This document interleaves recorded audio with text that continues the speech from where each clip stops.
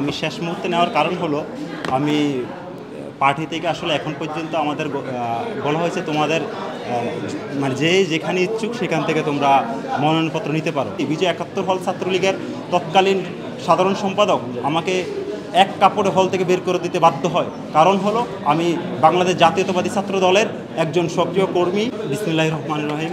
আমি মোহাম্মদ সাকিব বিশ্বাস। আমি বিজয় ৭১ হল ছাত্র দলের সদস্য সচিব হিসাবে দায়িত্ব পালন করতেছি। সাম্প্রতিক যে কমিটিতে হয়েছে ওই কমিটিতে আমি বিজয় ৭১ হল ছাত্র দলের সদস্য হয়েছি। আর আমি শেষ মুহূর্তে নেওয়ার কারণ হলো আমি পার্টি থেকে আসলে এখন পর্যন্ত আমাদের বলা হয়েছে তোমাদের মানে যেখানে ইচ্ছুক সেখান থেকে তোমরা মনোনয়নপত্র নিতে পারো।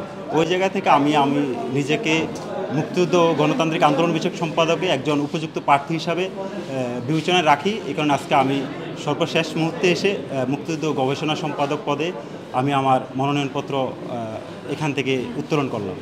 আর বিগত ফ্যাসিস্ট সরকারের আমলে ২০১৮ সাল থেকে এখন পর্যন্ত আমি বাংলাদেশের যত গণতান্ত্রিক আন্দোলন, কোটা সংস্কার আন্দোলন থেকে শুরু করে ফ্যাসিস্ট বিরোধী আন্দোলনে সর্বোচ্চ ভূমিকা রাখছি। এমনকি আপনারা যদি দেখতে পারেন আমার হাতে একটা স্কেচ আছে, যেটা গণতান্ত্রিক একটা আন্দোলনে ছাত্রদল আয়োজিত যে পথযাত্রা, এখানে পথযাত্রার আন্দোলনে আমি আহত হয়েছি। আর সাম্প্রতিক সময়ে ঢাকা বিশ্ববিদ্যালয়ে যখন জাতীয় সঙ্গীতের অবমাননা করা হয়, সেই জাতীয় সঙ্গীতের ঢাকা বিশ্ববিদ্যালয়ে সকল শিক্ষার্থীদের নিয়ে যে মুভমেন্ট ঢাকা বিশ্ববিদ্যালয়ের রাজু ভাস্কর্যের পাদদেশে হয়, সেই রাজু ভাস্কর্যের পাদদেশে ওই মুভমেন্টের নেতৃত্ব আমি মোহাম্মদ সাকিব বিশ্বাস ওই মুভমেন্টের নেতৃত্ব দিয়েছি। তার এই ধারাবাহিকতা আমি বিশ্বাস করি আমি ঢাকা বিশ্ববিদ্যালয়ে মুক্তিযুদ্ধ গবেষণা সম্পাদক পদে সাধারণ শিক্ষার্থী আমাকে বিবেচনায় রাখবেন।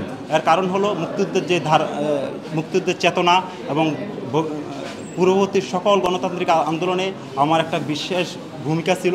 এমনকি কোটা সংস্কার আন্দোলনে আমাকে আমার বাড়িতে পুলিশি আক্রমণ, এমনকি পুলিশি আক্রমণ থেকে শুরু করে আমার ফ্যামিলিকে বিভিন্নভাবে টর্চার করা হয় আমি যখন ঢাকাতে আন্দোলন করি।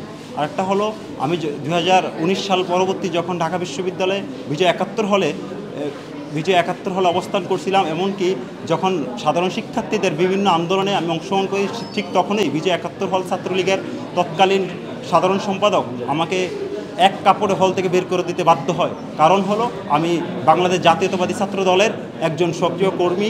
এই জায়গা থেকে আমি ইনশাল্লাহ চেষ্টা করব আগামীতে মুক্তিযুদ্ধ ও গণতান্ত্রিক আন্দোলনে যতটুকু সম্ভব ঢাকা বিশ্ববিদ্যালয়ের শিক্ষার্থীদের নিয়ে ভূমিকা রাখা যায়, এই জায়গাতে আমি প্রত্যাশা রাখি আমি ভবিষ্যতে আমাকে ঢাকা বিশ্ববিদ্যালয়ের শিক্ষার্থীরা নির্বাচিত করলে আমি আমার জায়গা থেকে সর্বোচ্চ ভূমিকা রাখবো ইনশাআল্লাহ।